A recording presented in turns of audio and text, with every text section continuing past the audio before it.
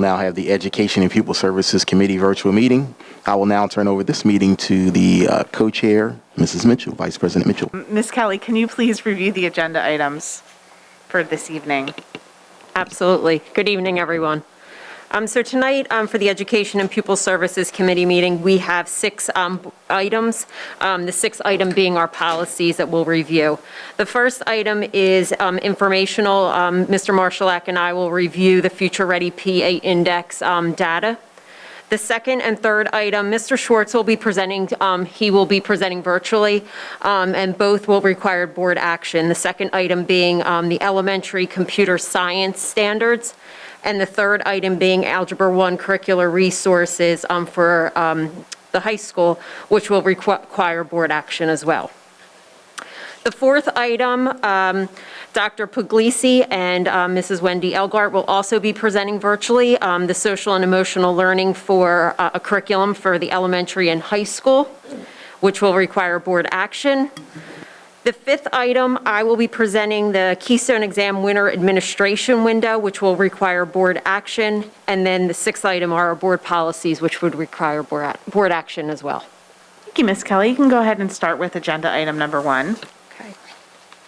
So like I said, agenda item 1, Mr. Marshallak and I will be presenting the Future Ready Index, and Mr. Marshallak is going to begin the presentation. So good evening. So tonight we have our annual presentation of the PA Future Ready Index.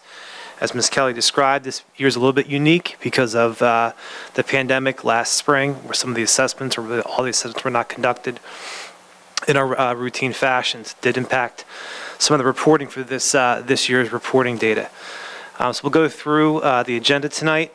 We'll give an overview to the public. Again, the review of the state indicators, the 3 main categories, the impact of the school closure that it had on state assessments, and therefore the impact on the PA Future Ready Index, and again, the federal accountability and the upcoming dates for or looking back on the exams that were administered and what will have to happen this coming year.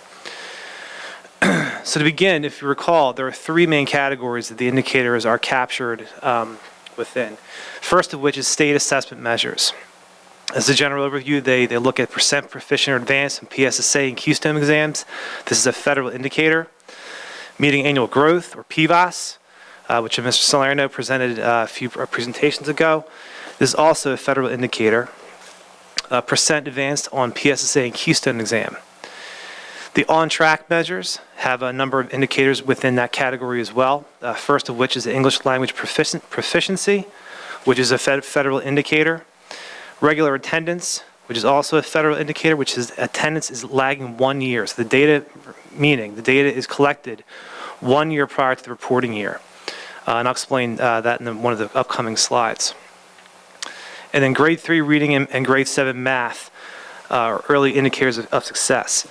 The federal indicators, if you recall, are also, they're determined by ESSA and PA's state ESSA plan. So we have to report on those indicators per the federal law. The third category is college and career measures. And this has quite a few indicators within that group or that category as well.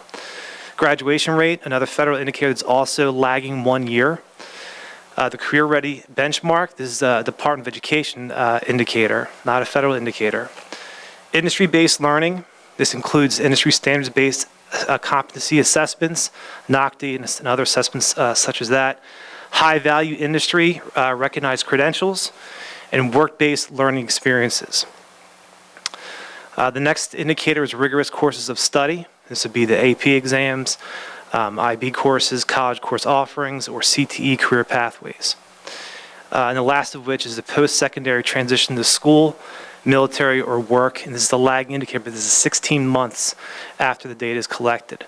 It gives us an opportunity to collect that information after students do graduate and give the students an opportunity to enroll in either post-secondary school, military, or be employed. Now, looking back on the closures because of COVID, we couldn't provide the assessments last school year to our students, so therefore they couldn't collect that information. However, the regular school attendance was collected and reported this school year because of the one-year lagging data. So we're looking at the 2018-19 data collection or data for attendance, and it will be reported in this school year, so it's 1 year behind. Graduation rate is also in the same category. It's 1 year lagging data, a 1 year lag in the data collections. Again, this is based off the 2018-19 cohort of students. English language proficiency for our EL students, this was collected last school year and is reported this year. So it's based on 2019-2020 data that was collected last school year. And again, the 16-month indicator, lagging indicator for post-secondary transition to school, military, and work was based off the 2017-18 students, that cohort of students, and collected in the 18-19 school year. But again, COVID obviously had a clear impact on all of us, and in particular state assessments. There's no way we could have conducted them last school year. Therefore, there is not much to report in terms of reading assessments, PVOS scores, and things of that nature. Now, when you look at the tool, if you go and explore the tool, which we'll get to later in one of our slides, the indicators will have, if there is, a lack of data for this reporting year, there will be a little, kind of red or blue triangle alerting the public that this is from the previous data. So it's important to note, too, the data that you're going to see on here, it won't be empty, but it'll be from the 18-19 school year.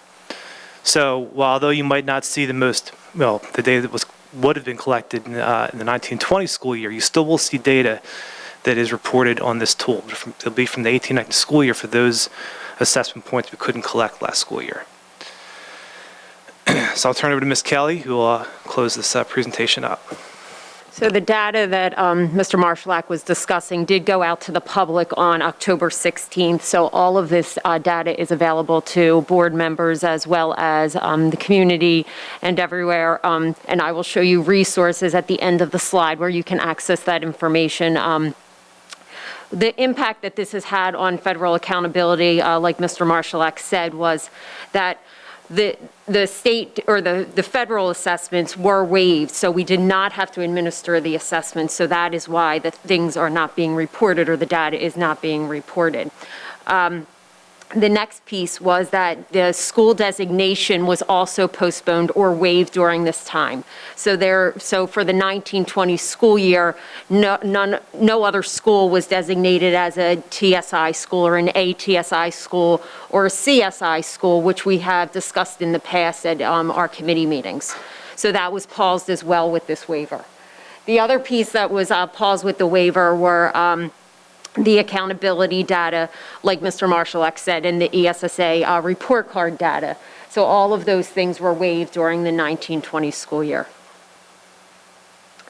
What this means for us were then any students that were in a Keystone Trigger class, and the students would be listed below. There are 7th through 10th grade students that are in our Algebra 1 class, so their scores are not going to ever be reported out in the proficiencies or PVOS or anything of that nature. Our 9th and 10th grade biology students, their scores again will not be reflected in any of our data reports. They're not going to be included because of this accountability waiver. The other piece, the 10th grade literature students as well will be in that accountability waiver. What we have to be careful with here, though, is that some of these students, though, still have graduation requirements that we have to fulfill. We still have other things that we'll have to fulfill past this 1920 waiver. And that's what this next slide says. So this 2021, as we're approaching this next school year, we still will have to administer assessments. And those assessments and that cohort data will be reported. So currently there is no delay, there is no waiver for the current students that are enrolled in any of those classes that I just pointed out, those Trigger Keystone courses, and there's no waiver at this point on any of our PSSA. So starting in 3rd grade, students will start to take the assessment as normal. There has been no waiver at this point on those. This will also include the participation rates. It will also include those federal accountability pieces that Ed Marshallak just said, state reporting, graduation, and any local policies that we have in place that would be affected by that. So there is no change right now for the 2021 school year for that data, but there were some pauses for the 19-20 data, especially for those Keystone Trigger courses and those students that took those courses. Some resources for parents and community members and as well as the board. These are the pieces that are helpful as you navigate the site. The site has not changed, so the site remains the same.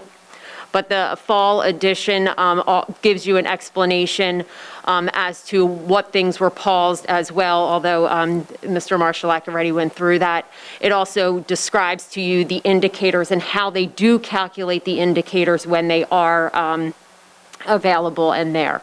There's also a webinar included there. It's from 2018, but it's valid with all of the information and walking you through how to read all of the reports.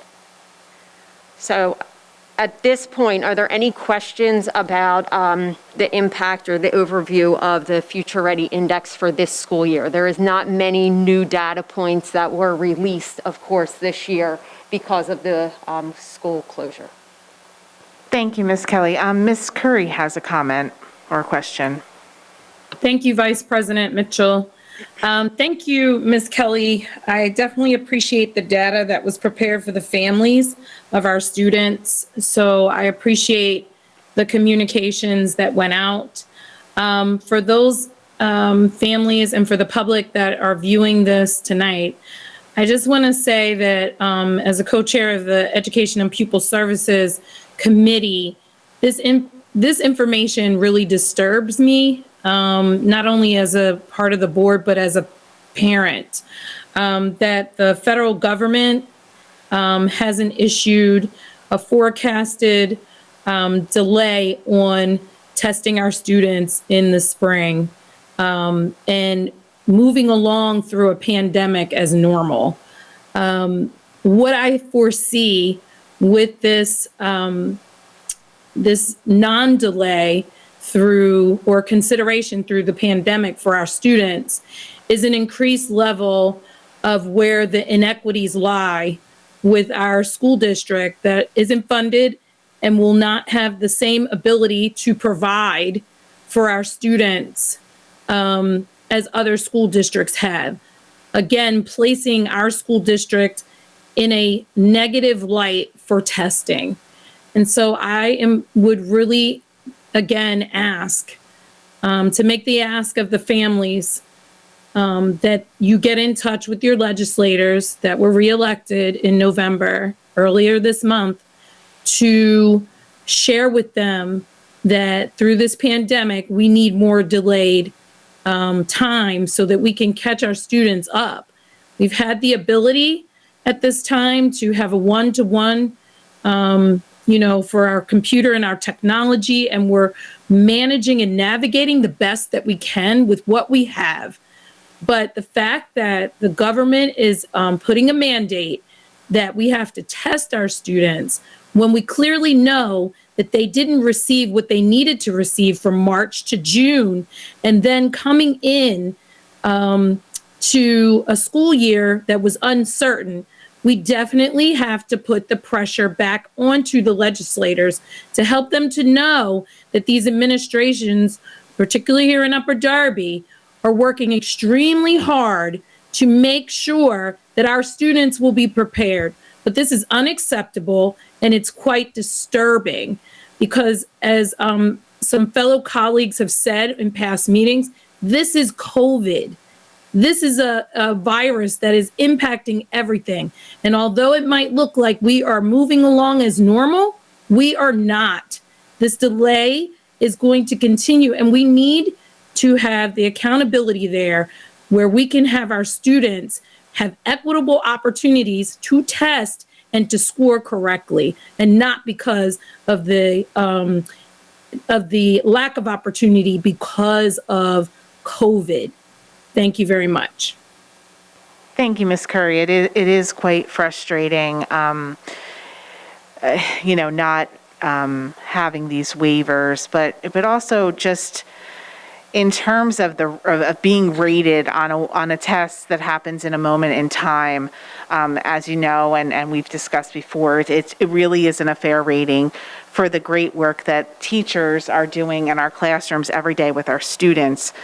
These tests will take away time from instruction that has already been reduced this school year, and it is a big concern. I see a comment here from Mr. Brown.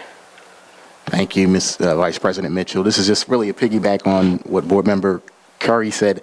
I think, we get lulled into a false sense of security here in Upper Darby. I think our administrators and our district does such a good job with trying to minimize the impact of COVID that some people in our community don't always feel it, from an educational standpoint. I know my daughter has adjusted quite well to the virtual environment, but I know that's not the reality for everybody. So I think we really need to push back on the administrator, push back on our legislators, as you stated, so that we can get what we need in order to level that playing field. So thank you. Thank you, President Brown. Are there any other comments or questions from board members? I don't see any more questions. So we can move on to the next agenda item. The second item Mr. Schwartz is going to present, he's going to present the computer science standards at the elementary level. He has been working with a team of instructional coaches as well as elementary librarians to bring this presentation forward. So, Mr. Schwartz, I'm going to turn it over to you, and I will direct the slides for you from here. Thank you, Mrs. Kelly, and good evening. I'm excited to be presenting twice this evening related to curricular changes that, while impacting different grade levels and subject areas, are certainly tied together by the district's unwavering commitment to equity for all and therefore access to rich, rigorous, and high-quality programming. Up first, I'm seeking approval to provide computer science education to all first through fifth grade students. As a bit of historical context, in recognition of the importance of digital literacy, technical skills, and the creative problem solving required for in-demand careers of the future, in 2018, the Pennsylvania Department of Education endorsed the K-12 CSTA standards and recommended that school districts, without financial support, adopt them voluntarily. In 2019, the district began addressing this recommendation at the secondary level, first by adding an additional AP course, AP Computer Science Principles, which has a much lower threshold than Computer Science A, and including a computer science course as part of the related arts rotation to all sixth grade students. But we've long believed that finding a way to address these standards at the elementary level was most critical. Like language literacy and math instruction, early investment sets the stage for future learning. And when the Department of Education opened a grant opportunity for both funding and professional development known as PA SMART, in 2020, we jumped at that opportunity. The PA SMART grant not only offered the district some financial flexibility, but more importantly required the district to put together a team of teachers who have since been provided with knowledge and practical expertise for approximately 50 hours since January. And so before continuing, I'd just like to publicly recognize the fantastic members of that team who may be watching at home and whose enthusiasm for the project has never waned despite the impacts of the pandemic. And that would be District Librarian Kate Rojas from Senko, Jessica Warillo from Primus, Tara Torello McClanahan from Westbrook Park, and instructional coaches Matt Downing, Carrie Chait, Erin Karafides, and Joanna Mulholland.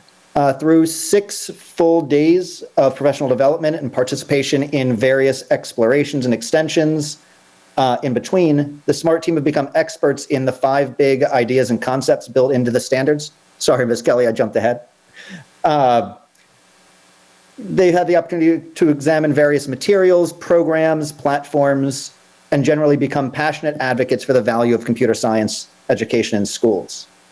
The next 2 slides illustrate the work of the SMART Pathway team pre-pandemic. First, a 4th grade unplugged programming lesson unplugged meaning without the use of computers at Highland Park. And you can see there that while this is unplugged, there are no computers out. This is a computer science lesson. They're being taught algorithms and computational thinking at Highland Park. And the next slide would be a plugged block programming activity utilizing a lesson from code.org. You see the students there kind of working, but it's tough to see. So we're going to put Mrs. Kelly on the spot on the next slide and see if she can complete a similar activity.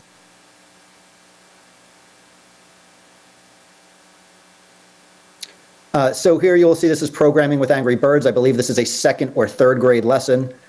It asks you to trace the path and lead me to the silly pig. So it says when run, and that means when she hits run, we've got to get the Angry Bird there to the pig. So Ms. Kelly looks like she's ready to drag that and move forward button. So go ahead, Mrs. Kelly. She's going to move that Angry Bird forward, and then she's going to tell it to do what? You want to try and run it and see what he does?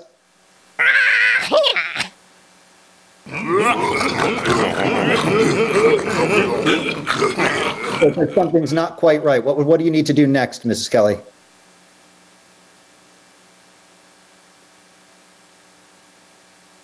So do you want to turn in to the right or to the left? We'll drag one of those there. I believe that's probably to the right. And then you can drag him forward again. You're probably going to want to move him forward again. So grab another move forward block. And then I believe you're going to turn him. I'm trying to figure out my right and my left. You probably need to turn him left. And then forward again.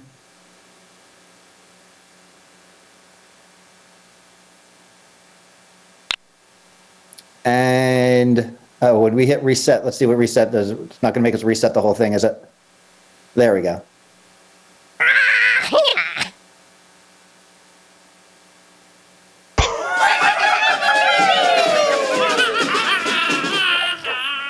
Nicely done, Mrs. Kelly. You can jump back to the presentation now if you don't mind. And to the next slide, please. This leads to the recommendation of the PA SMART team and what I'm seeking approval for, which would be inclusion of the CSTA standards in 1st through 5th grade library classes. While other options were considered, such as a standalone class similar to music, art, and PE, or infusing the standards into the general education classroom, due to staffing and professional development implications, we believe that the best option would be to utilize about 5 to 10 class periods each spring for computer science, which is a similar model used from other local school districts. These lessons would be a mix of both plugged and unplugged lessons from the grade level specific code.org curriculum. With board approval, and the next slide, please, thank you. With board approval, implementation would begin this spring, where PA SMART grant money would be utilized to purchase classroom materials, enhance building libraries with computer science read-alouds and graphic novels, and provide a stipend to teachers for curriculum development, perhaps an after-school coding club this spring. Elementary librarians would receive professional development beginning next fall on both instructional pedagogy and the specific lessons and platform to make sure that they're ready next spring. Ultimately, there is no cost to the district. And then last slide, please. Ultimately, there is no cost to the district. The IU will be providing professional development to district librarians, and the purchase of materials will come from the PA SMART grant. Long term, we hope to expand on the scope of the lessons, bringing in more computing devices such as the B-bots in the middle and the microbits on the right. But I think we start small next year and build some capacity over time. So thank you, and I'm ready to answer any questions you may have. Thank you, Mr. Schwartz. Great presentation. Thank you. There are a couple questions. I'm excited to see this into the elementary level. So this is like a long time coming, so I'm very excited. First up is David Neal. Thank you, Ms. Mitchell. Thank you, Mr. Schwartz, for your presentation. My question is, I know we're talking, it's more computer science and coding, some digital citizenship, but in regards to literacy, something that I see that is sometimes lacking with our students is maybe navigating their email, navigating their Google Drive, navigating other resources. What in elementary is being done to address that? Is that being reviewed in the library special as well? So I know that Kristen O'Neill, who is the ELA counterpart to this, has been having conversations about typing, about how to access email. But the computer science standards really don't get into that piece. The computer science standards focus more on what they consider their 5 key competencies, which would be computing systems, which is kind of hardware, networks and the internet, which is kind of cybersecurity, data and analysis, which kind of dovetails with the data science work that we do in math courses, algorithms and programming, and the impacts of computing. So it's not the necessarily like digital native concepts. It's much more, I don't want to say high level, but it's much more based in understanding of how computers function and how they function in society more so than daily use. Okay.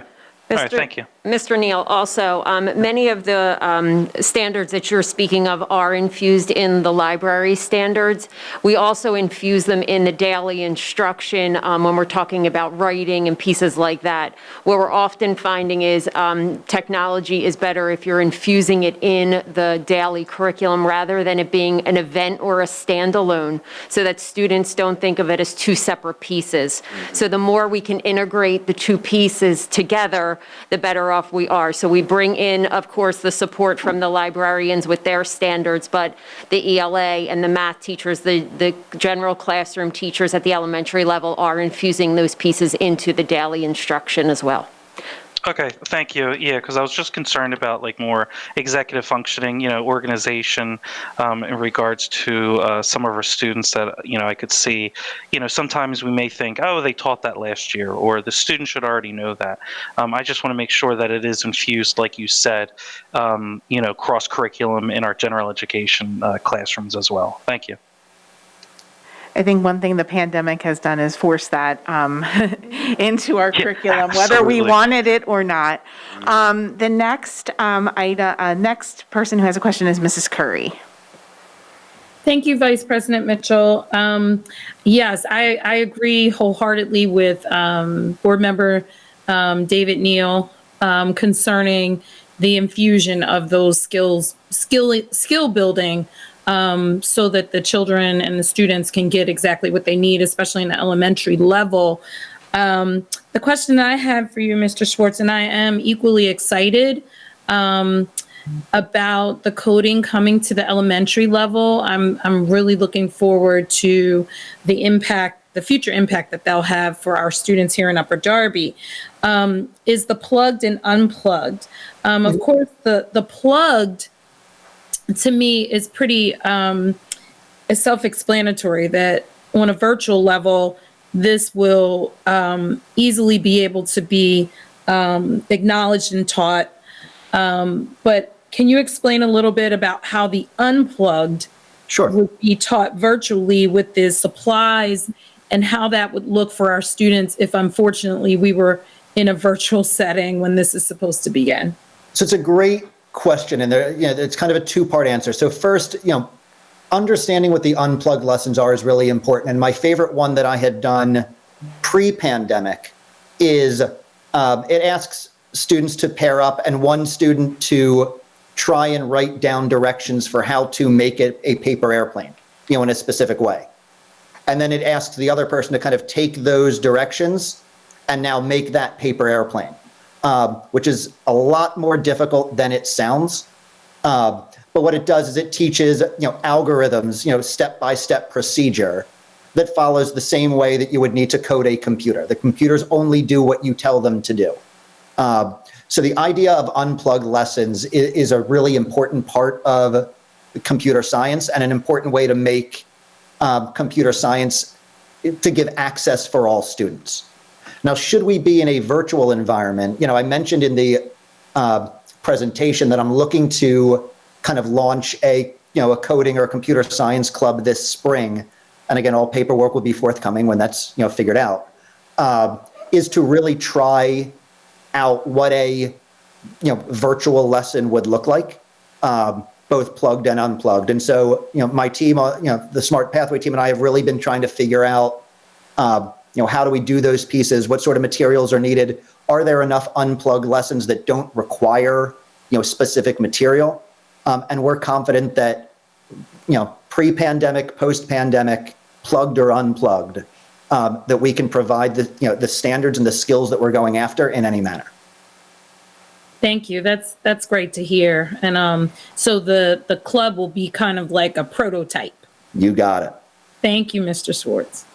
I'm looking forward to that. Just to real quickly add on to that, it's one of the nice pieces of how we can use Smart Pathway money, is that we can provide stipends to teachers for not just building the curriculum, but to lead these sort of clubs for kids, and value their time and effort for doing so.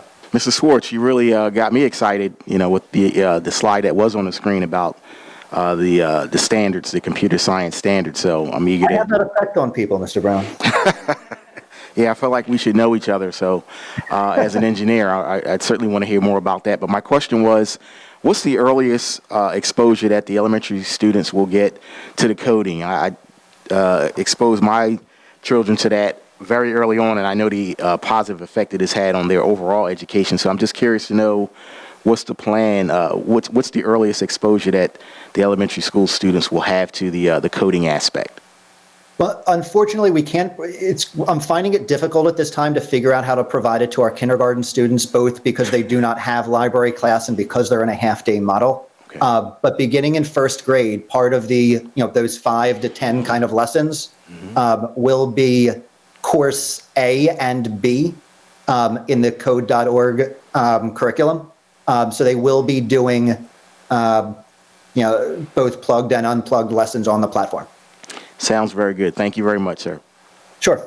Just a follow up to what President Brown was saying about the age. I'm wondering, because I'm just thinking about my own family members who are kindergartners right now, if there's a way that we could put something out to the parents, or if there's any free resources that would allow children that young to be able to go on. I know we don't provide library for them at the kindergarten, part of the curriculum, but maybe there's some kind of free resource so that we can start to get them interested at least, because I know, like President Brown said, once the interest is there for children for the coding, those who really enjoy it will be preparing for the first grade and will possibly be, in a better position once they get over to the elementary school. So, Ms. Curry, there are 2 wonderful platforms, code.org and another called CS First. They are both free of charge. The founders of both programs believe that all students, regardless of, economic status, should have access to, quality computer science education. I ran my child. I have an 8-year-old and a 5-year-old at home, and during the spring, I ran them through the ringer. It was something we did every day, was to go on, one of those platforms and do some work and kind of follow through. I'm happy to speak about it to any parent, or to send anything out at any time. Thank you. That's actually wonderful. Appreciate that. Thank you. Are there any other comments from board members on this agenda item? All right, I think we can move on to the next one. Thank you, Mr. Schwartz, and to the board members for all those great questions. So Mr. Schwartz is not going far away. He is going to present now agenda item number 3, which is an Algebra 1 curricular resources. So Mr. Schwartz came to me as part of the county CARES funding and said we need to investigate or look at Algebra 1 and what we're doing there for our students to better prepare them. So Rob, I'm going to turn it over to you at this point, and I'll jump in where you would need me. Great, thank you. And thank you again for part 2. So much has been written about the negative impacts of tracking in math instruction on both low and high achieving students. And while, a handful of you on this call know my personal belief on the subject, I'll really let the National Council of Teachers of Mathematics speak on my behalf. First slide, or next slide, Ms. Kelly. It's in 2018's Catalyzing Change for High School Mathematics. The NCTM described the practice of tracking as insidious and listed a series of recommendations to school districts nationwide. Among them, analyze and evaluate policies to assess the impact of tracking in restricting student access to and success in mathematics.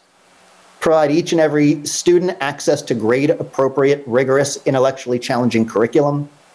Provide students with additional instructional supports to support their learning and success. Provide teachers with access to ongoing professional development. And through kind of a critical analysis, of tracking on student success, what really stood out is the district's Keystone Algebra 1 proficiency. Next slide, please. And when we compare students who took the Keystone exam for the first time in 9th grade as compared to those who took it in 10th, you can really see, obviously, a huge difference or drop-off between the students who took it for the first time in 10th grade. This is similar to data nationwide, and further evidence that we really must dispel the widely held belief that what struggling math students need to be successful is more time to prepare. So I seek approval tonight to follow the other recommendations of NCTM and enroll all incoming 9th graders who have yet to take the course into Algebra 1, to offer them a rigorous, intellectually challenging curriculum, and to provide teachers with ongoing professional development to support them in this alteration. The program I'm recommending is Agile Minds Intensified Algebra 1, a blended program that integrates a comprehensive, engaging mathematics curriculum with interventions for struggling learners to motivate and develop students' positive beliefs about their academic abilities. And I want to just stop there for a minute and really focus on the last part of that sentence. Interventions to support struggling learners to motivate and develop positive beliefs about their academic abilities.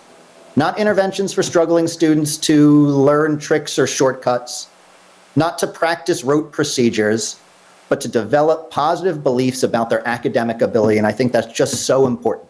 So Mrs. Kelly, if you wouldn't mind, please playing the video about success at Wapato High School has had using Agile Minds approach.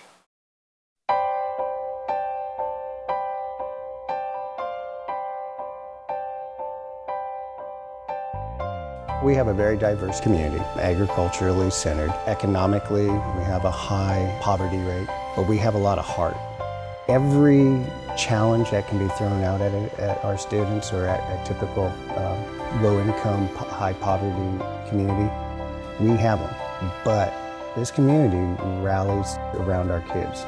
Wapato's challenge is familiar to many U.S. schools: how to make all students believe they can succeed no matter their circumstances, and how to give them the tools to do it.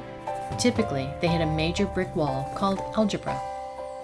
Wapato took advantage of a grant from College Spark to bring a new way of teaching algebra into the school, using the Agile Mind Positive Mindset approach to teaching. Intensified Algebra is the curriculum that our 9th grade students are currently using, and the AYD, or the Academic Youth Development portion, is the growth mindset part of that curriculum.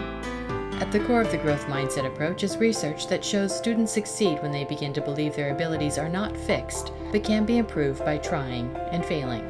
I was kind of skeptical when I heard about having to teach Agile Mind, and because I was already set in my ways. But then I looked at it as being a challenge and a different approach to teaching algebra. Well, the general mood of my students in the classroom is that they're really timid at first. But once they get that motivation and once they get that internal, I can do this, it's not so bad, that perseverance, that really boosts their mentality, their confidence. They start feeling happy about themselves, and that really permeates around the classroom. I've seen a big change in my students. They're a lot more confident in themselves. They're more willing to share in class. They're not afraid to ask questions. The kids are living it. They're not just hearing this, Charlie Brown's teacher, blah, blah, blah. I'm just talking more, not just sitting down, just looking at my paper. A lot of the students like to talk to one another, and that's something that we've been fostering all along from the beginning of the school year. If you're in trouble, the teacher will be there to help you out, not like just sitting on the desk or looking through stuff. It's okay to make mistakes. We've had so many positive results. It's hard not to smile huge and we're just so very proud of our students. All the years that I've been teaching, I have never seen that much growth in my students. Our students that are in the 9th grade, that are in these intensified algebra classes, have a higher grade point average and a greater passing rate than the rest of the students who are not currently in these classes. This isn't just a curriculum. What we're seeing is a change in people for the better. It's amazing to see how powerful this is. I want to be a lawyer in immigration. I want to study criminal justice. I want to go to college to become a doctor. You know, you get goosebumps when you see a positive change that can impact someone for the rest of their life. I'm just blessed to be a part of all of this. Yeah. Carol Corbett-Burris, author of Detracking for Excellence and Equity, states that closing the curriculum gap is the most effective way to close the achievement gap. Agile Minds Intensified Algebra 1 accomplishes that with a rigorous math core that includes the best in math instructional practices such as notice and wonders, visual representations, real-world application, while incorporating meaningful beliefs about social emotional intelligence and growth mindset. Should you approve this recommendation, professional development would begin this spring to prepare for program implementation next fall. Professional development would then be ongoing, allowing teachers to select their growth pathways, choosing between addressing unfinished learning, a focus on planning and preparation, and next slide, pathway 3, social emotional learning, or differentiated and EL support. So teachers would actually be able to choose which pathway, or we kind of divide the staff, focusing on each of those areas over the course of a implementation. The cost of the program materials and professional development will be fully supported by CARES money. And while student materials are consumable, meaning they're new year to year, we have had conversations about sustainability over the long haul. I'm really excited about this opportunity. I think it is the right time to kind of remove the pre-algebra and get students into algebra early to help them be successful and to give them opportunities for high-level math courses when they're time at the high school. So again, thank you, and I appreciate any questions. Thank you, Mr. Schwartz. Dr. Haig has a question. Actually, first, Mr. Schwartz, I want to make a comment or two that I really appreciate. I think you've framed this a little bit as an equity issue, and it really, really is. I mean, success in math is really essential, and I'm not just saying that because I love math and that's my bias, but as you've alluded to, the research really shows this is a major milestone that we need students to succeed on. We need all of our students to succeed on it so that multiple pathways are open to them in the future. We do not want to be closing any doors for any of our children, so I really appreciate that. I have a quick question and then I have another comment. The quick question is, it wasn't totally clear to me, are we going to be using this in the 8th grade algebra also, or is this only for the 9th grade algebra students? This would be for the 9th grade algebra students because it requires an 80-minute full year period. Our 8th grade students would continue with, I don't want to say a more traditional, but they would be continuing with the math course that they have based on time. Okay, and then I realized actually my last thing is also a question.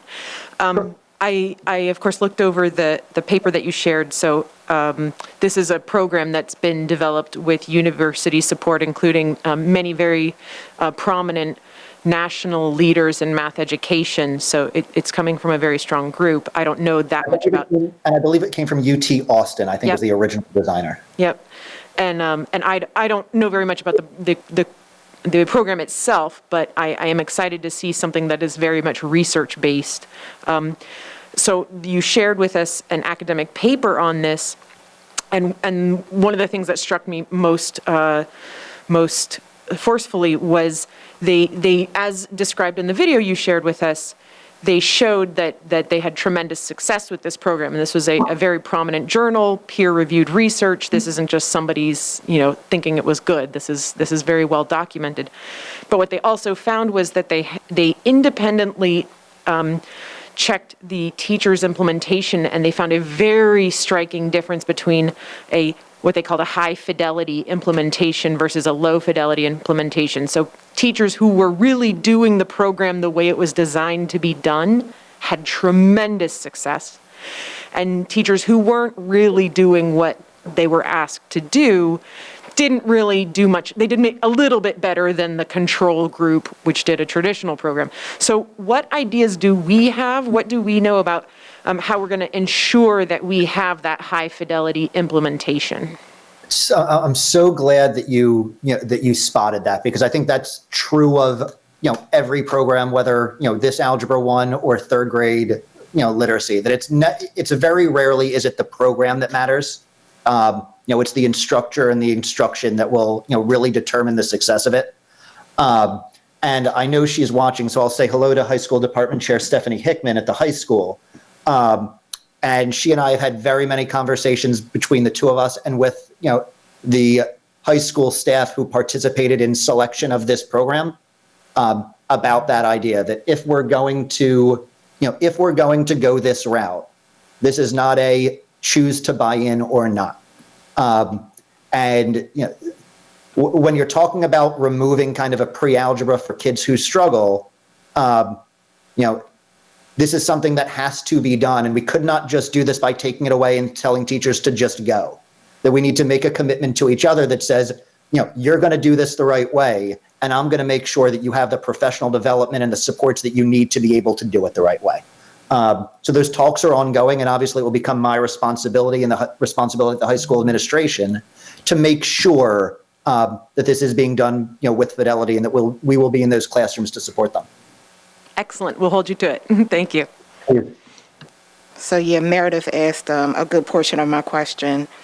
So thank you, Mr. Schwartz, for this presentation. I do agree of the need for a more, I'm low. So yeah, I do agree that of the need to kind of switch courses as far as algebra is concerned. Just had a question about, and it doesn't have to be hashed out right here or answered, just wanting to kind of bring up that at the 8th grade level, your students, I guess due to leveling, are given 9th grade, at times 9th grade curriculum. So I'm curious, because you do have 8th graders that are doing algebra function. Correct. So,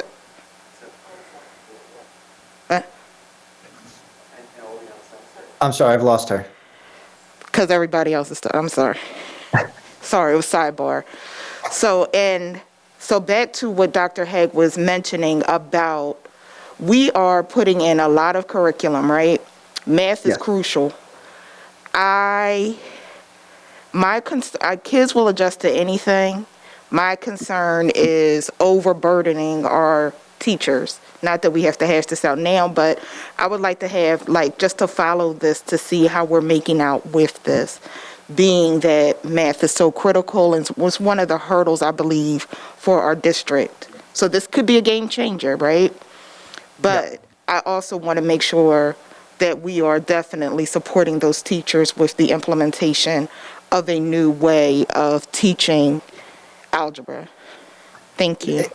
And the thank you, Ms. Dawes. And the professional development, this is so critical to get this off of the ground, and not just program implementation, but real deep understanding of content and pedagogy. It's why those 4 different pathways, and I'm playing around with the idea of letting teachers kind of select the pathway that's most meaningful to them, to make sure that they feel supported, because this is a sea change. Ms. Curry, I know what question you're going to ask next, and I'll jump into that, when you get your chance to ask. But I will say, currently in 8th grade, we no longer have, kind of a general 8th grade and a 8th grade who struggle. They are all in 8th grade math doing 8th grade skills. And so now is really the time to bring that into the high school as well.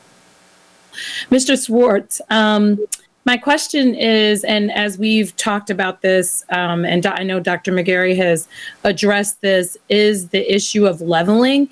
And based off of board member Dawes's question, it really helps me to ask my question because of what we know, and I think Meredith said it as well, what we know about, the inequities with math and just where some children lie. In all transparency, for my public school experience, when you start to have, some doubts about your math abilities in 3rd and 4th grade, it can be a complete disaster. So having the teachers on board and knowing how to navigate those children who don't feel confident is huge with this. And I really love the presentation. I'm just wondering where you see it, Mr. Schwartz, really being a positive for the issue of leveling and, where we can look forward to it being a positive for those students who have maybe just a low self-image with what math feels like, looks like, really is for them in their reality. Coming from a little girl that just had some, concerns about math, what is that going to look like to have that algebra, that pre-algebra kicked out? Thank you. So I think there is, and I know Ms. Hegg will agree, that there is a fundamental misunderstanding of what math is and what math is not. And it's so important to develop that, identity as everyone is a math person. I am a math person. It's so common, whether it's children or adults, you would hear somebody say, well, I'm not really a math person. But you would never hear that reflexively somebody say, I'm not a reading person, right? That's not an identity that people share. But for some reason, that's okay to say that in mathematics. And we've got to change that. It is probably my singular passion in the belief that math is for everybody.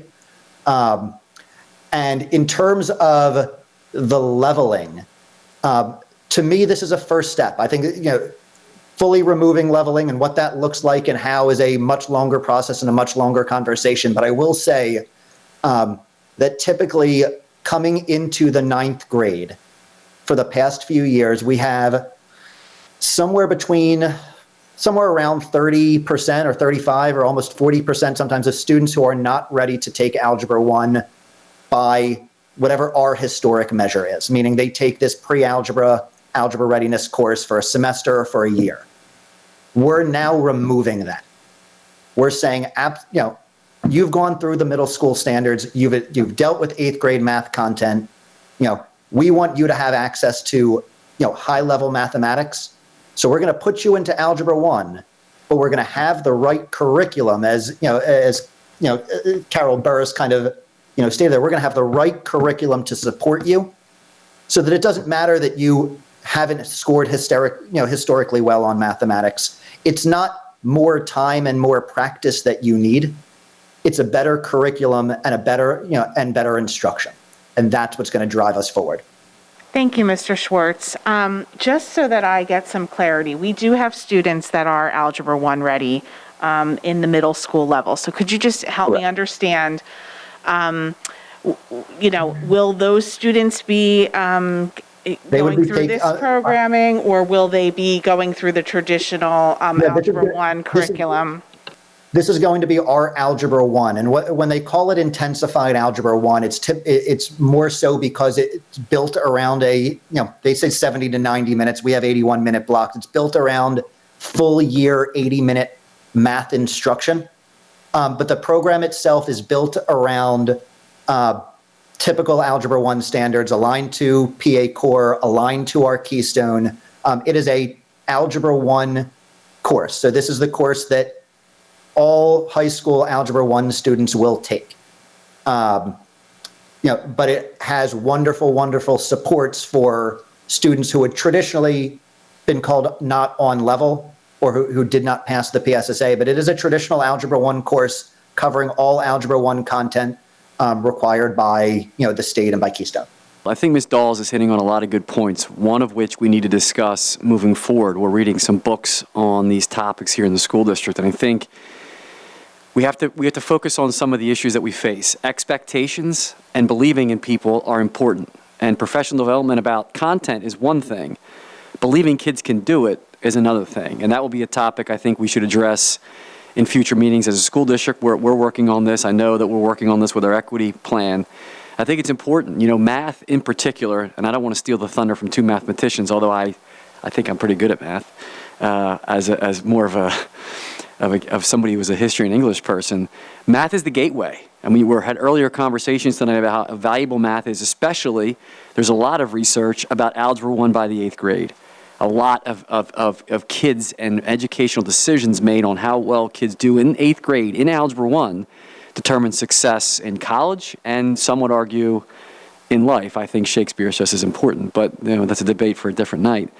The district has been working for the last couple of years, so I want to, because the other topic Ms. Dawes brings up is one that we're going to talk about extensively, I think, moving forward, because it's an important topic. PD, not just in the content, and I don't want to steal your thunder, Ms. Dawes, but I think that's also part of your point. It's not just the content PD, it's that you believe in our kids. They can all learn. And that's an important message we want to draw out of this. And that was kind of the sidebar. We do have 7th graders who can do it. We do have 8th graders that can do it. But there's parents pushing who believe in their kids. And not everybody feels they have a way to access that, or they feel intimidated by the system. So how can I get in to push for my own children? And that's why we have to be an advocate for our kids to push this. So what Mr. Schwartz and Ms. Kelly are doing is pushing it, because our kids can do it. The other part of that is somebody who works with them has to believe they can do it. But Bob and Christine, if you can, either one of you, just quickly, the path that we did some sequencing to get to where we are today, as far as 7th grade math, 8th grade math. Sure. So, as Dr. McGarry mentioned, we want to make sure in Upper Darby that students are provided, rich, deep, meaningful content, whenever we believe that, that they are ready for it. And so this year is actually the first year we have, a small group of 7th graders taking Algebra 1 because they've shown a historic ability to do that. And we just want to make, and on the back end, that means that every AP course is going, perhaps is going to be available to that group of kids. And we just want to make sure that I think the public understands that whoever your child is, we have, options, whether it's math, reading, social studies, or otherwise, that we have options for those kids to be successful and to achieve, high levels of success and to take deep and meaningful things, to be able to kind of support them in their growth. My focus in this presentation was more I don't want to say holding kids back, but I think there is a widespread belief that kids just need more time and then they will be ready. But as Dan said, it's go time. It is time to change the perception that we have about what students can accomplish, whether that's in grade 7, grade 8, grade 9. When we're ready to hit the start button on them to make sure that they get high quality programming and are intellectually challenged, in every one of their courses. Dan, that was a roundabout way of going out what you're after. Thank you. I'm still not clear. I'm sorry. Maybe I'm missing something here. Are we going to have Algebra 1 in 7th grade and 8th grade, or will all students' point of entry to algebra be 9th grade? We will have students in the district who qualify and will be taking a end of course trigger Keystone exam related Algebra 1 course in 7th grade or in 8th grade, not just in 9th grade. We will have that happening in this district. Thank you for just making it abundantly clear to me and to the public. I apologize, Ms. Mitchell, but yes, Dan is exactly right. Okay, and I have completely lost track of if there are questions and what the order is at this point. Does anybody else, were there any other comments or questions that board members wanted to make on this particular agenda item? I think we're good. Thank you, Mr. Schwartz, and for Ms. Kelly and Dr. McGarry. and for all these really robust questions. They've been great. So we can go on to the next agenda item. So agenda item number 4 is the social and emotional learning curriculum that Dr. Puglisi and Mrs. Wendy Elgart will be presenting for our elementary and high school students. Both are presenting virtually this evening. So Dr. Puglisi, I believe that you are beginning the presentation. Is that correct? Good evening. Yes, Ms. Kelly, that is correct. Can you hear me okay? Yes, we can. Thank you. All right. Thank you. Thanks, Ms. Kelly. Good evening. I'm very thankful to be here presenting with Wendy Elgart an overview of our social and emotional learning from grades K through 12. Before I get into the slides, I just want to compliment you, the Board of School Directors, our Superintendent McGarry, our Assistant Superintendents, Council and Marshall-elect, on your vision, as well as your courage to continue to invest in social and emotional learning. Tonight's presentation is really not a new initiative. It's not a new program. It really is, or it represents an example of the district doubling down on its efforts to promote social and emotional learning. And again, I'm both I want to compliment you all, and also very thankful and proud to be part of a district that invests so heavily in social and emotional learning. Perfect. The collaborative for social and the collaborative for academic and social and emotional learning is also known as CASEL. CASEL really represents the expert or the is in the industry in education, really represents the go-to source for social and emotional learning. Most people consider them to be the experts. What we have on this slide is an example of their 5 core competencies that they promote, that CASEL promotes. You see them listed in the circle, and then around the outside, very simply, there's self-awareness, self-management, social awareness, relationship skills, and responsible decision-making. The 5 core competencies served as a framework from which the social and emotional learning program and lessons were developed. And you see also here on this slide examples at the end of each, or after each competency, you see some examples of existing Upper Darby programs or initiatives that represent those. So this refers back to my example of or reference to us doubling down, and that we're already implementing programs and initiatives and systems that are addressing social and emotional learning across the district. And just as a note, in reference to the last conversation, which I loved listening to everyone discuss regarding the potential for this, the new math program, what really was great to hear about that was the focus on growth mindset, and in particular, that would relate to self-awareness. So certainly we are planning on social and emotional learning in our academic areas as well. So that's wonderful to hear. Generally speaking, this slide provides an overview of the integration process. And I do want to say that I believe that we as adults modeled proper social and emotional learning skills throughout this process, or at least we did our best. We met with the school teams, and in doing so, we really wanted to hear from those school teams what's working well in this area, what are their points of pride, and then what are the areas where they wanted to see growth or where they saw opportunities for growth. And basically, what we did was we incorporated the CASEL competencies into our existing PBIS lessons and systems. So in many ways, the end product, the existing and the proposed lessons are really an extension or an enhancement of our existing PBIS lessons and programming. And then the collaboration with Lakeside. I really want to compliment the district on its existing relationship with Lakeside, and then specifically thank and compliment Julie Shaw and Alexandra Murtaugh, our partners who've just been wonderful to work with. They have provided tremendous background. They've given us opportunities to see the things that we're doing well from an outsider's perspective, as well as given us opportunities to really identify where we can grow. They've been great partners throughout this process. So briefly, at the elementary level, what we have are 36 lessons, which will be delivered by our classroom teachers. The timing of that delivery will be on a Wednesday for part of the time that is devoted for MTSS. So that will be the time weekly when our teachers will be delivering those lessons.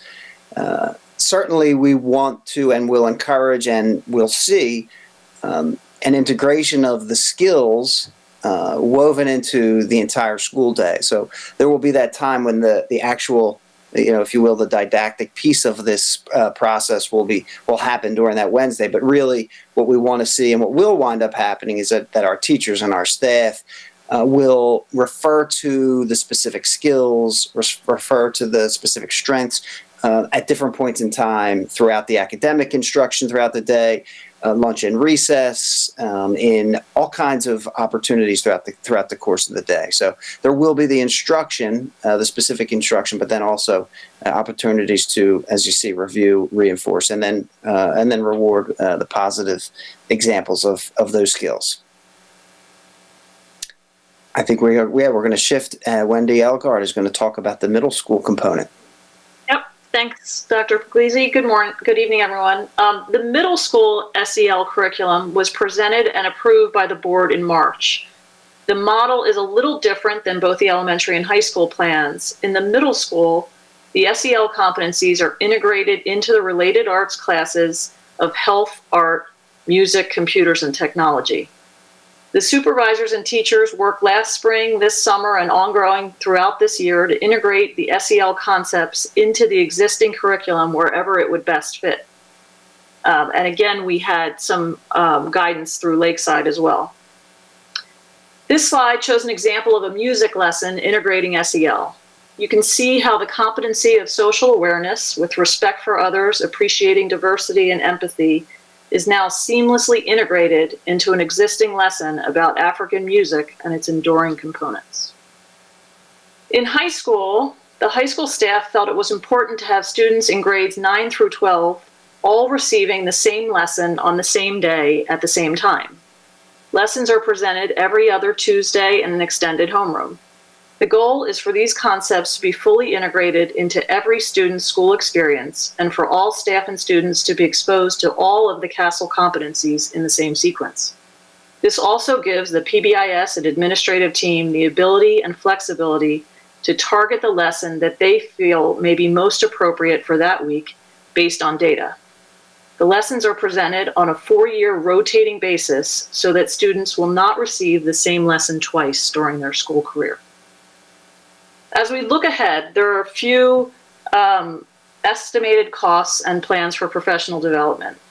The costs are based on the completion of the lessons that have already been started. A small team of counselors and social workers have been working on the SEL PBIS lessons in collaboration with Dr. Puglisi, me, and the 2 representatives from Lakeside that Dr. Puglisi had mentioned.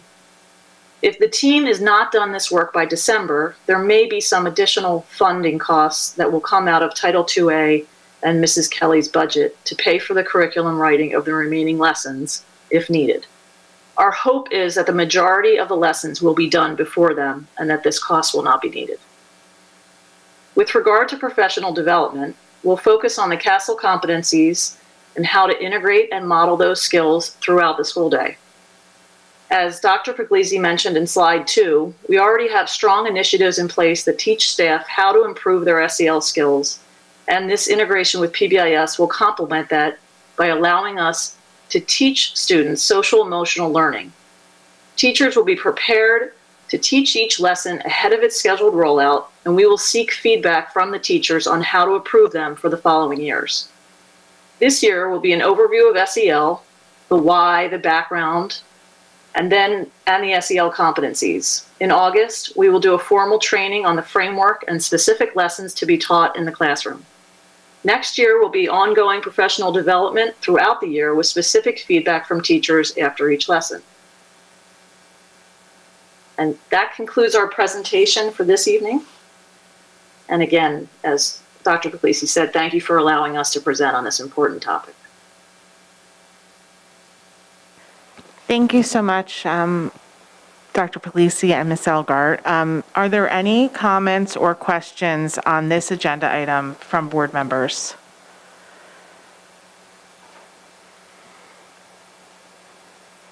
I am not seeing any. This is an excellent presentation and obviously a very important key piece in our district goals. So thank you for this. We can move along to the next agenda item, please. Agenda item number 5 is the Keystone exam winter administration window.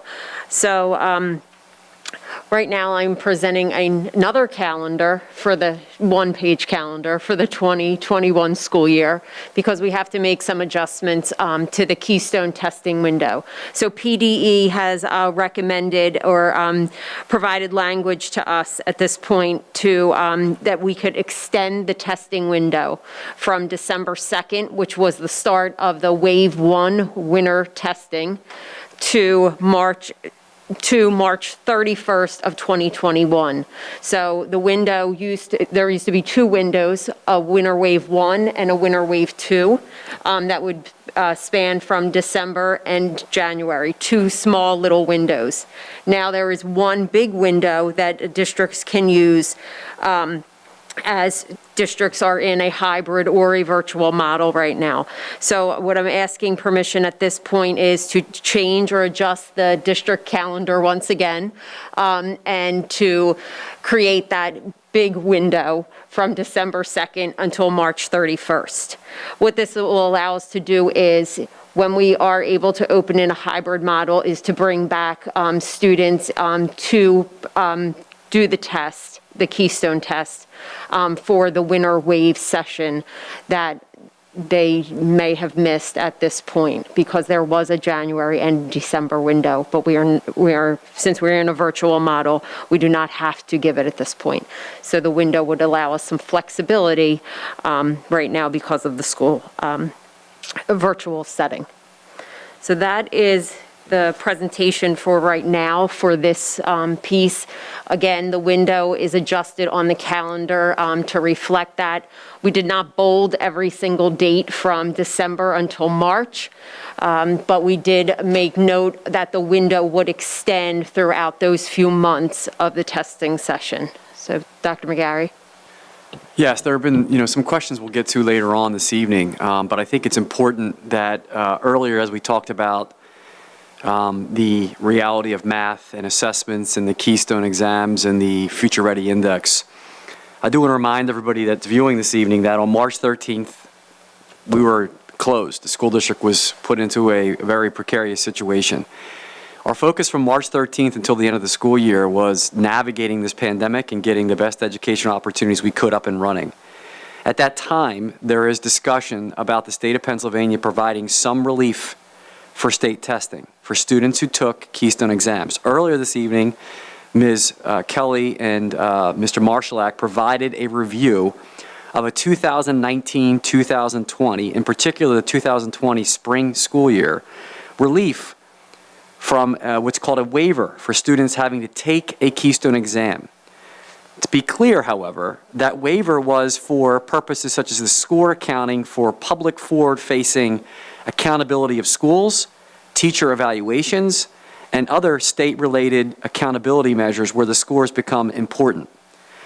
I know there are people out there watching this tonight, and I think it's important that the school district, on top of navigating the pandemic, was also trying to navigate the reality that there were 7th grade or 8th grade students, or there were 9th grade students or 10th grade students, as Ms. Kelly and Mr. Marshallak pointed out, who were in what were called Keystone-related courses last year.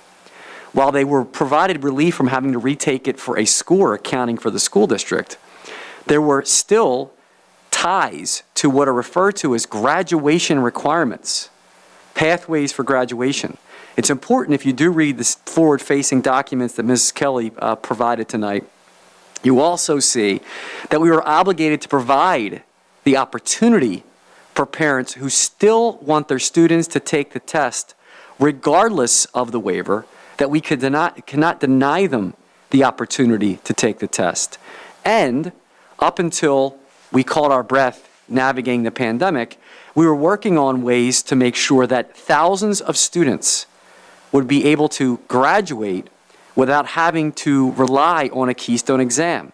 So I want to pause on that.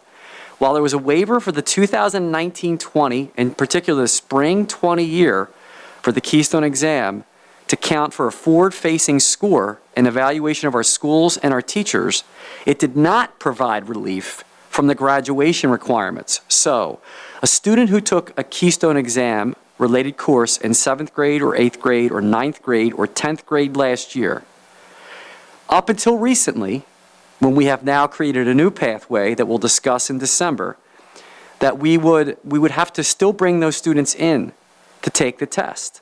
We've been working hard, and that's why we are announcing tonight pushing back the calendar, because we are not going to be bringing students in unnecessarily to take a test, because our high school principal, Dr. Manfrey, Mrs. Simone, Dr. Manfrey, their team, and Ms. Kelly have been working on an alternate plan to make sure that we will not have to bring students in to take a Keystone exam, those students who were provided a waiver for the scores counting last spring. Now, the current 9th graders, the current 10th graders who are in 8th graders who are in Keystone-related courses, the state has not provided any relief, as they did in the spring of 20, for the scores counting for forward-facing documents such as the PA Future Ready Index or for teacher evaluations. We are still obligated in the pandemic to bring students in to give the test. That means we have also are buying ourselves more time, because last spring we were under the impression, until we figured out a pathway for graduation, that we'd have to bring in last year's students to take that test. We are very confident now that we don't have to bring in last year's students to take the test, because we've created a new pathway.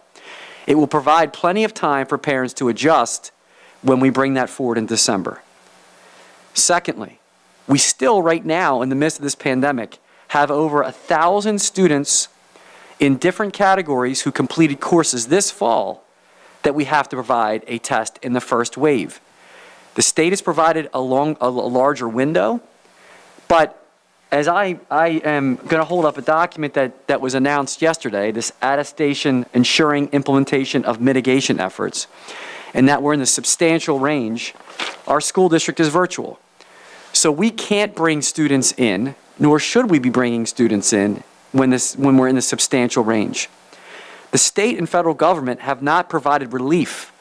So students who took courses this fall in Keystone-related testing courses are going to have to come in prior to the end of March to take this test. Unless, as Ms. Curry pointed out, as Mr. Brown pointed out, unless the state and federal government get it together and recognize there's a pandemic, the students will have to come in to take that test this year, students that are in those Keystone-related courses. And then the second half in the year in the spring, we'll be up against that again. I just want to give everybody an indication, because I met with the press today asking for them to help take the focus off state testing to provide us relief to get through this pandemic. We could be looking at 12 3-hour sessions of testing at the high school to meet social distancing requirements, to get all the students in, using as much staff as we possibly can just to administer the test. That's just for students that took classes this fall. That could also be either 12 days of 3-hour sessions, just 3-hour sessions for each cohort, and then we would try to provide the education the rest of the day. Or, if we want to shrink that time, 9 full days of testing, rotating cohorts of students in at 6 feet of social distancing, administering the test. That's just to get through the fall testing requirements for the 2020-2021 school year. While I know there's frustration out there, our high school principal and team are trying to navigate thousands of different students and their scenarios in the midst of scheduling and balancing and trying to navigate a pandemic and a schedule that exists right now. So we bear the same frustration everybody else does that's listening tonight, but I think Our high school administration, guidance counselors, and team deserves a tremendous amount of support and thank you for what they have pulled off and what they have been navigating. So I want to make it clear, we do have a plan. We think it's going to be a good plan, and we'll be announcing more about the plan of graduation in December, but we will not be forcing students to come in during the December wave to retake the test from last spring. Thank you, Dr. McGarry and Ms. Kelly. Are there, Aranda, are there questions from board members? Ms. Buford? I don't see any questions from board members. Does anyone, I just want to double check, does anybody have a question about this agenda item? Okay, thank you. I think we can go on to agenda item number 6, the policies, and should we turn it over to Mr. Desnoyers?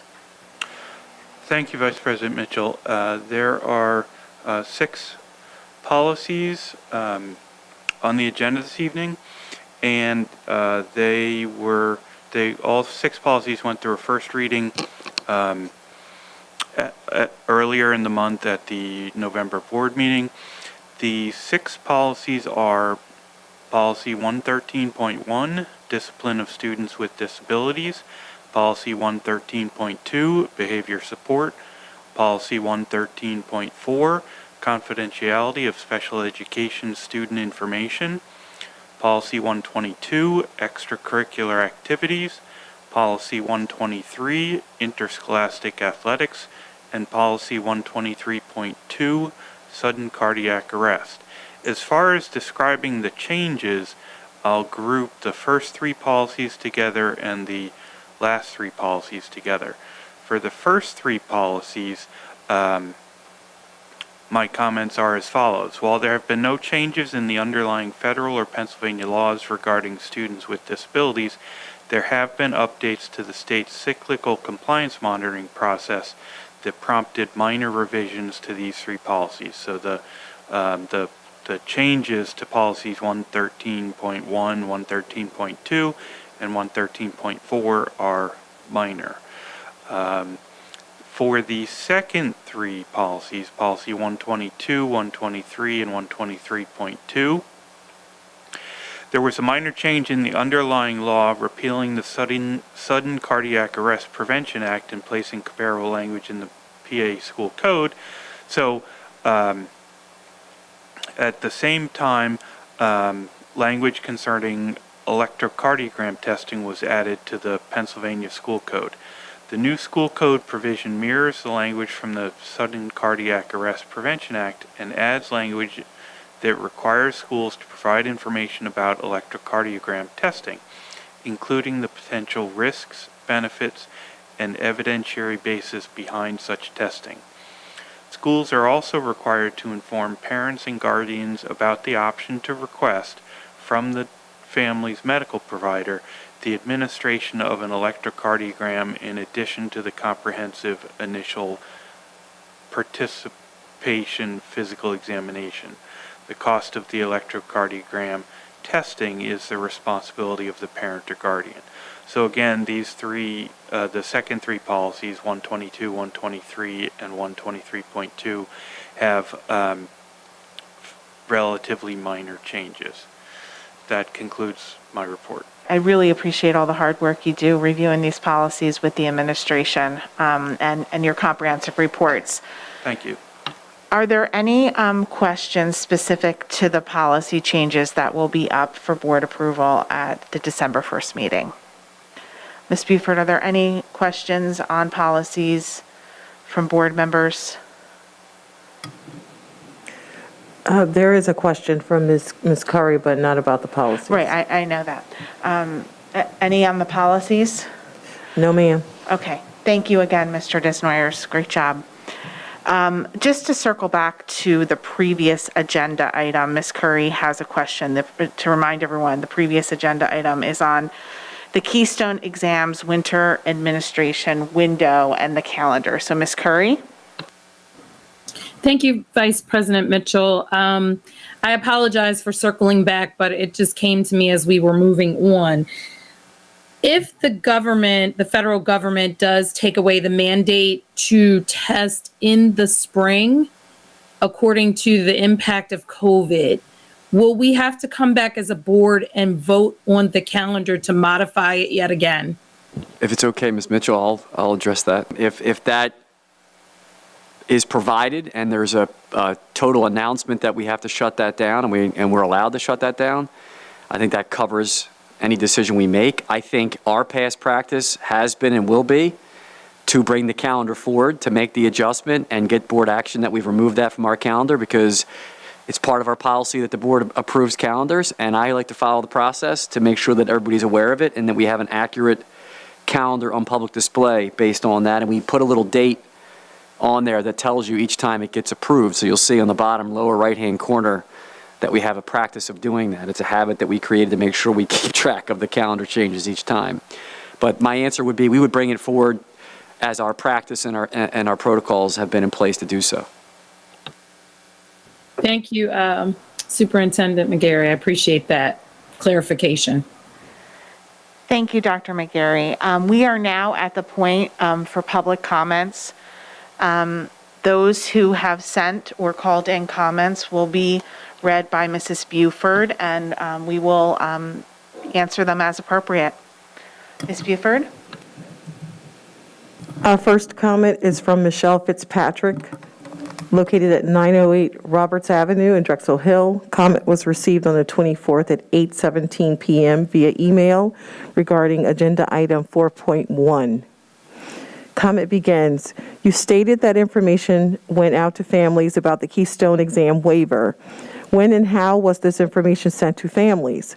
My child was supposed to take the Algebra Keystone this past spring. I was aware of the waiver only from my own research on the PA Department of Education. I did reach out to Dr. Alloway and his counselor with the information I found.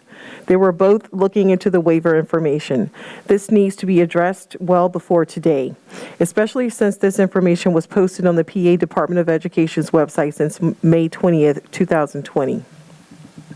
I have a child with significant medical issues, and bringing him into school during this pandemic is not possible. I was very upset and scrambling for options to protect him because I was told a religious opt-out was my only option, which is not so. Better communication in the future would be appreciated. Thank you. End of comment. I provided a written statement to that, and I feel that I kind of went on that tangent there, and I appreciate Ms. Fitzpatrick's concern. And I trust and I hope the public trusts that we're doing everything we can to avoid having to bring kids unnecessarily.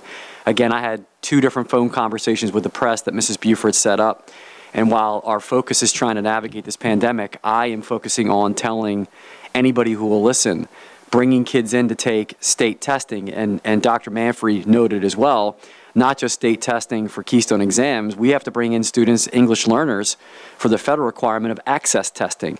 Over 1,200 students that require an access test that are English learners that we have to bring in during the similar windows to make this happen. And we know many of our communities, having attended home and school meetings recently, are petrified to come in for in-person instruction during this pandemic right now. So again, what's important is we were working our way through opening schools at the same time trying to figure out how we can create a pathway that will remove relying on the Keystone exams for every single student.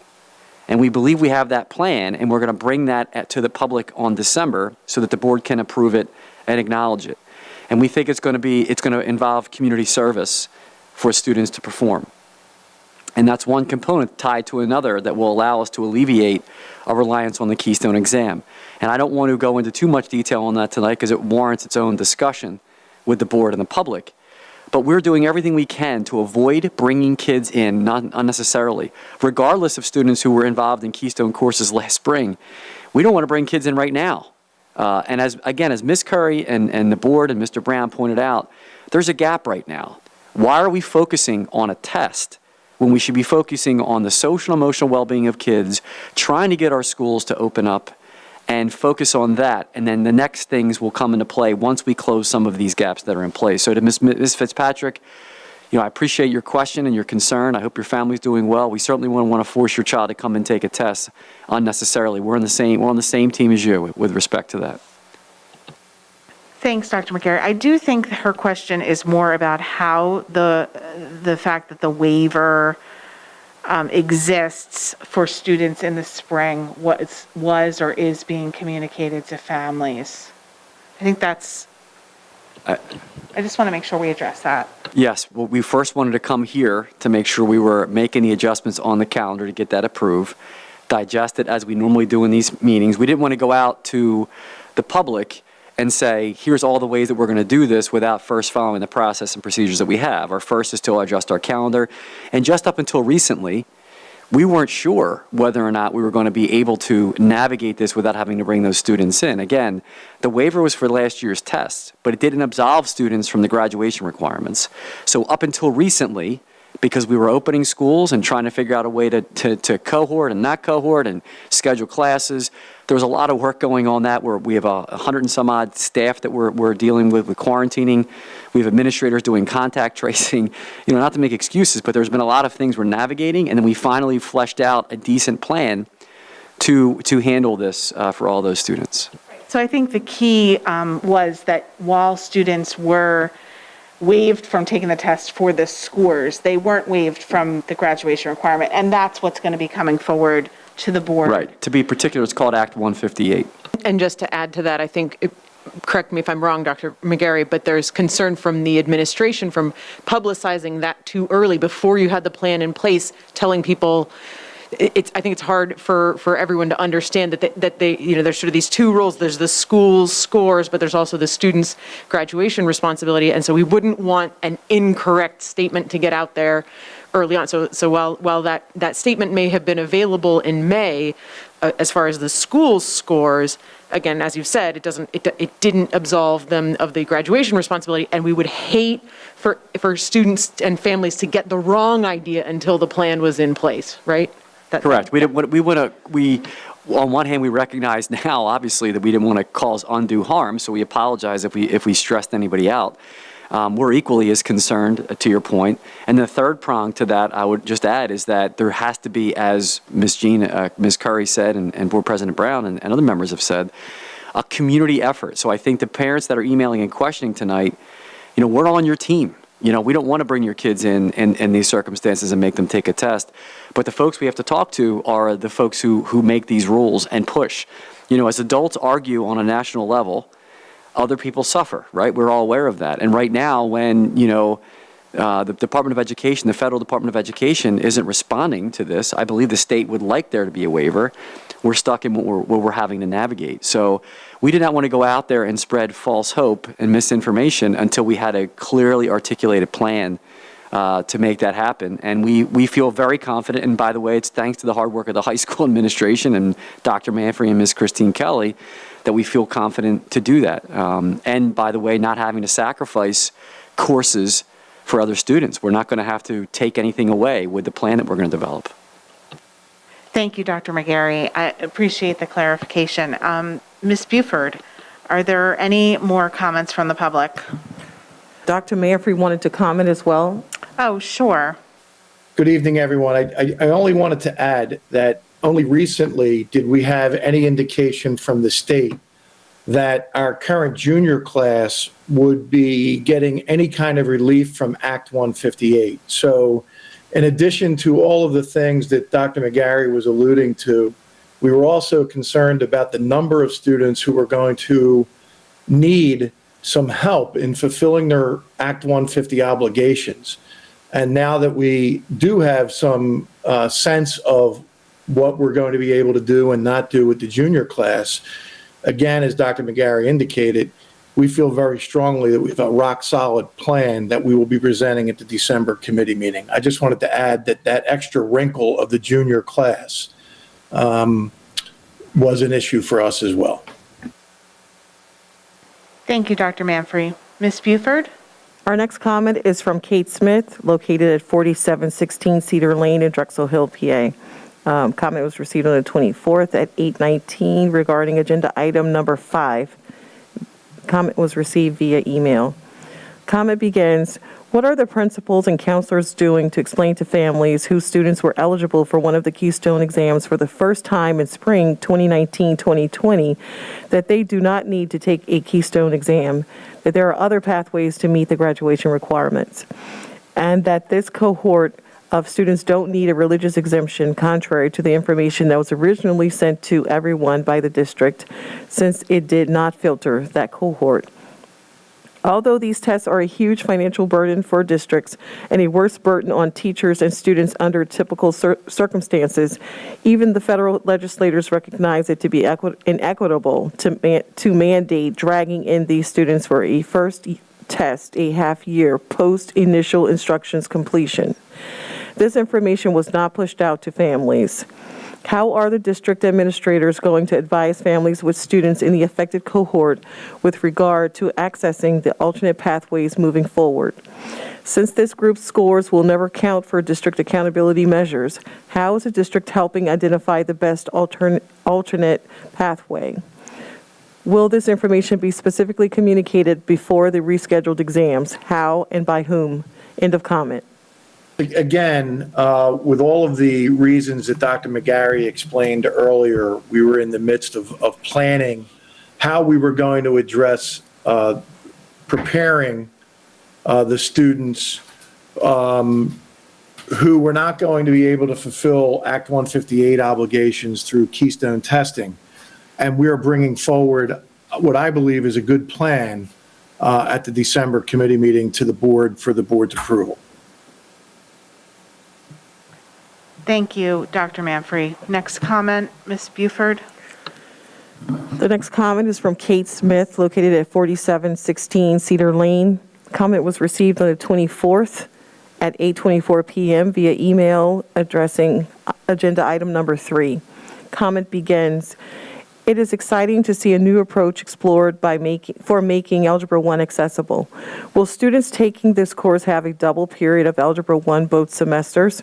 Will the double period be delivered back-to-back as one block? Will the rubric for inclusion in this opportunity and the scheduling format be published in the course catalog? End of comment. So I'll answer that, Ms. Buford. Just to be clear, there is no scheduling changes required with the inclusion of this program. Our high school Algebra 1 course already is a full year, full block, or a full year 80-minute period per semester.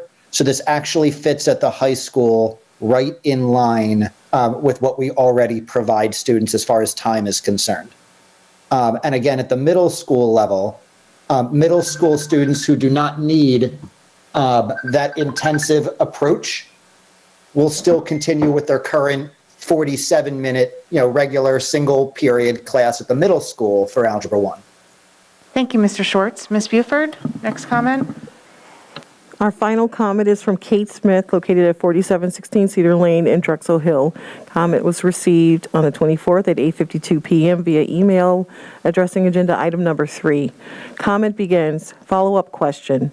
Education and Pupil Services Committee meeting, agenda item 3. Currently, students can take Algebra 1 and Geometry in freshman year. Will that still be an option?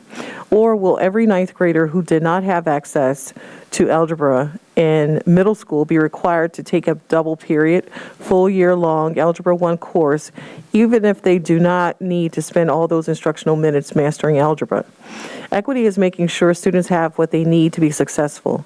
Does that book suggest removing options to increase access? What is the name of the book? End of comment. So first, let me provide the name of the book, and I could not recommend it more. It's an NCTM publication. It's called Catalyzing Change in High School Mathematics.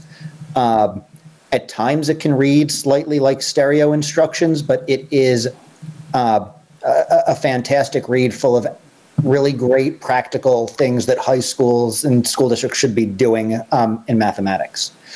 As far as her statement, as far as the minutes in the scheduling, there is a slight misunderstanding in her comment. Students currently in ninth grade cannot take both Algebra 1 and Geometry in the same year. Algebra 1 is only provided at the high school as a full year 80-minute periods split into Algebra 1A and 1B.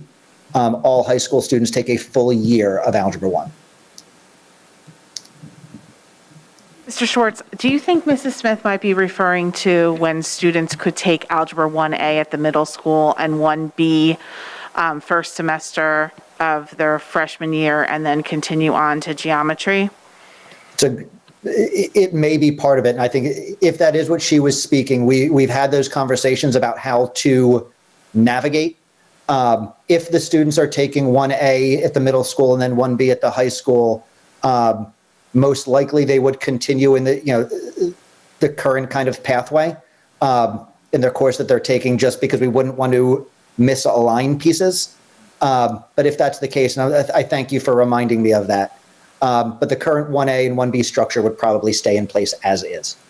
So in those cases, the students that took 1A and take 1B first semester will still be able to take geometry freshman year in that sequence. Thank you. That is correct. Thank you for clarifying. Sure. There's one part of that, the title of the book. I'll be happy to share. Was that in this question? I'm sorry, I said that at the beginning. Oh, you did? Okay.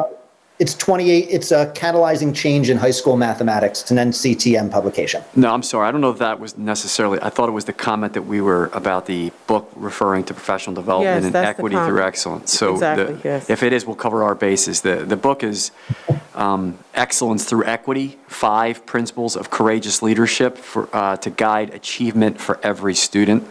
That's a book that we're reading as a school district. Thank you, Dr. McGarry and Mr. Schwartz, for answering those questions.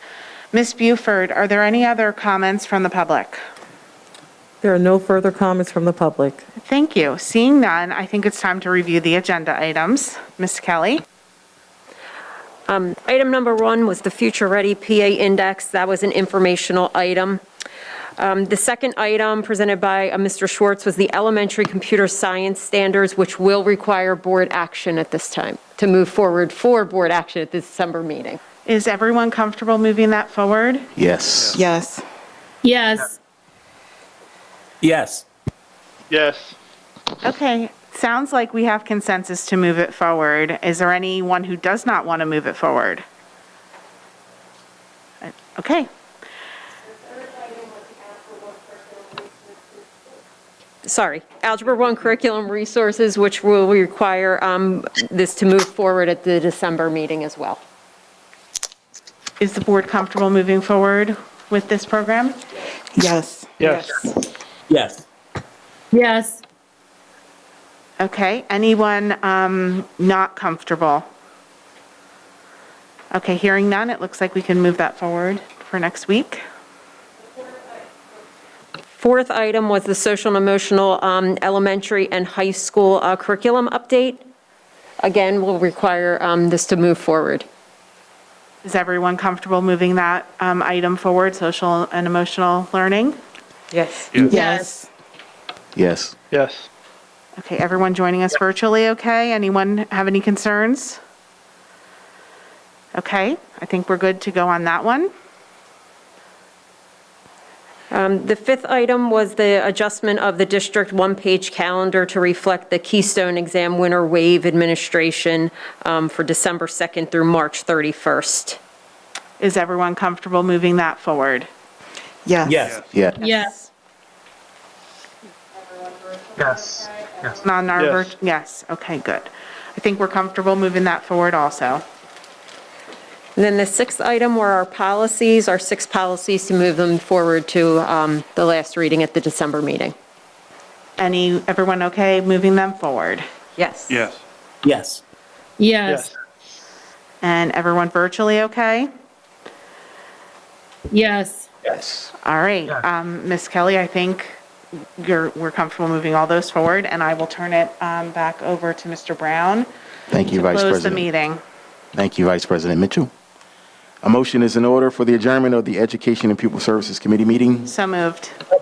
All those in favor? Aye. Have a good Aye. evening, everyone. Thank you very much.